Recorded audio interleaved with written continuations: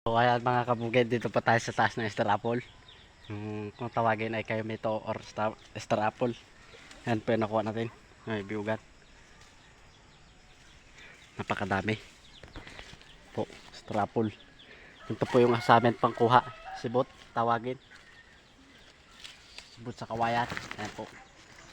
Ito yung aming pangkuha. Dito po tayo sa taas. Baka malaglag. Taas po niyan. Dito pa tayo sa kuwan, nagakuha talaga ng Star Apple. Malalaki kasi, no? Malalaking Star Apple. Ano?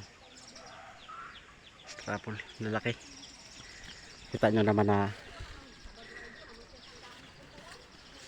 yan. Taas po ito. Nakakatakot pag nalaglag. Shout out, shout out.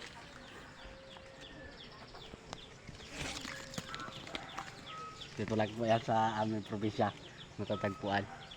Kayo mito or Star Apple. Kahit maliit po sa kanyan, matibay. Hindi talaga yung basta-basta na puputol. Maliban na lang kung patay na sanga. Ito pa tayo sa pinakadulo.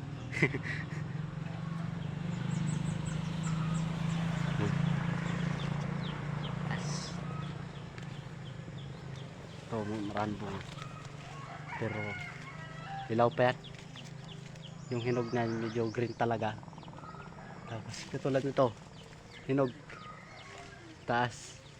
Yan. Hinog na hinog. Green po siya maghinog. Bukod dalawang klase kasi yung kayo nito. Or Star Apple. Yung isa violet po maghinog. Ito pa ay white.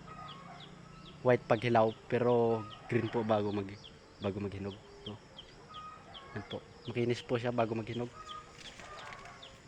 Napakadami talagang kuha natin. May bihugan. Shout out, shout out. Salamat mga nanonood sa aking vlog.